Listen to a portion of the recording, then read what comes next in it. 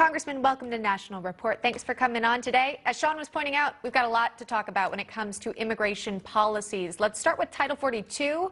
The fact that now that's essentially blocked from being lifted. What's your reaction? Well, I think it's great news, quite frankly, because Title 42, as you were mentioning earlier, if that's rescinded, well, look at where we are right now, Emma. We have, in the last 13 months, we've had at least 150,000 illegal border crossers every month. That's never happened before in our history. We had a calendar year where we had 2 million illegal border crossings. The cartels are making about $4,000 a person that crosses the border. That's about $1 billion a month. That's starting to rival their income from illegal narcotics. So people along the border are sick of the crime, the corruption, and the chaos, and the cartels. And what Joe Biden has done is made every state a border state. So Title 42 is one tool where people can be expelled and not allowed into the country. That, coupled with migrant protection protocols, are really tools to keep Americans safe. And Joe Biden doesn't want to use either.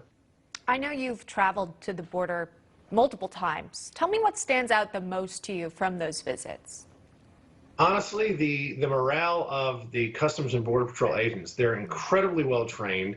They're motivated to do their jobs, and they just want to enforce the laws that are on the books. And they want this administration to take essentially the handcuffs off and allow them to protect Americans. But they're not doing that. This administration is telling them, for instance, that migrant protection protocols, better known as wait in Mexico policy, ignore that, even though the judiciary said that the administration should do that. And the fact that 30%, Emma, of women that migrate from southern Mexico and Central America are raped or sexually assaulted along the journey. That's something that the mainstream media doesn't want to talk about. An open border is an immoral border, both for folks that live south of it and north of it. You see children also who come across alone. And you have to imagine are unbelievably terrified for what might come their way. And that's why you do have Border Patrol agents who are doing the best they can, although it is a dangerous job. And we were reminded of that recently following the death of Texas National Guard Specialist Bishop Evans, who initially went missing after attempting to rescue 2 illegal migrants who appeared to be drowning. The White House Press Secretary Jen Psaki had this to say about his passing. Let's listen. Of course, we are mourning the loss of his life, and we are grateful for the work of every National Guardsman. I would note that the National Guard work for the states, and so he is an employee of the Texas National Guard, and his efforts and his operation were directed by there, not by the federal government. Congressman, your reaction? Why can't you just call Bishop Evans a hero, an American hero that he is?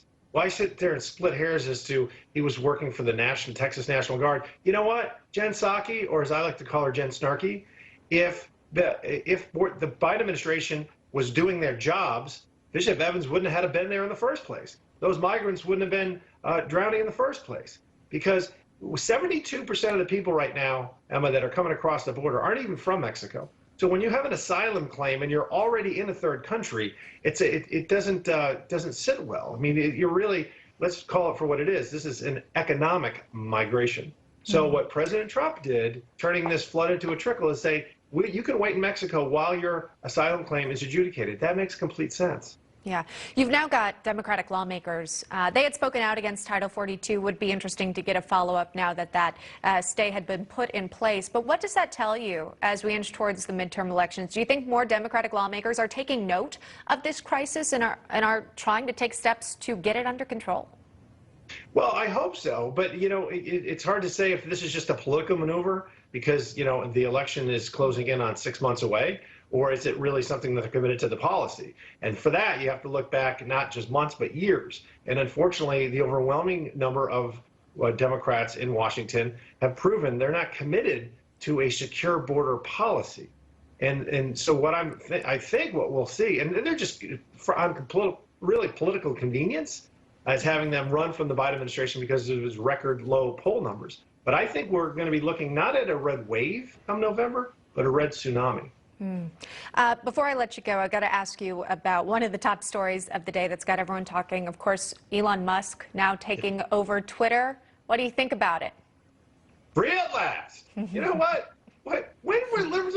I thought liberals liked free speech. Now free speech for them means only if it's liberal speech. And I think that's ridiculous. I am very confident in our positions and logic and data, and I'm comfortable with somebody being able to disagree with me and use social media platforms. But unfortunately, the left is terrified of having equal access. And I'd love to see Facebook follow suit. I don't know if Elon's got, I don't know what Facebook is worth, but I hope Elon buys them too.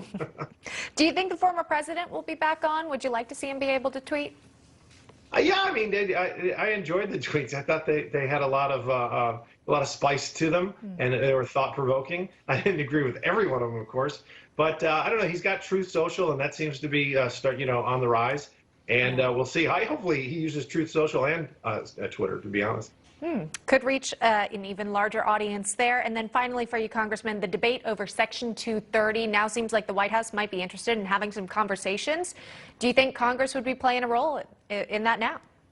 Yeah, I was looking at 230. We've been looking at it for quite a while. I found it interesting that the left ignored that until now their allies don't own every major social media platform.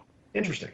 We'll see if there could be a compromise in the future. Congressman Pat Fallon joining us this morning. Thanks, sir. We appreciate it. Thanks, Alma. You got it. Take care. Jeanette, pop me on camera really quick. I just want to say one thing. I put this on, so I jumped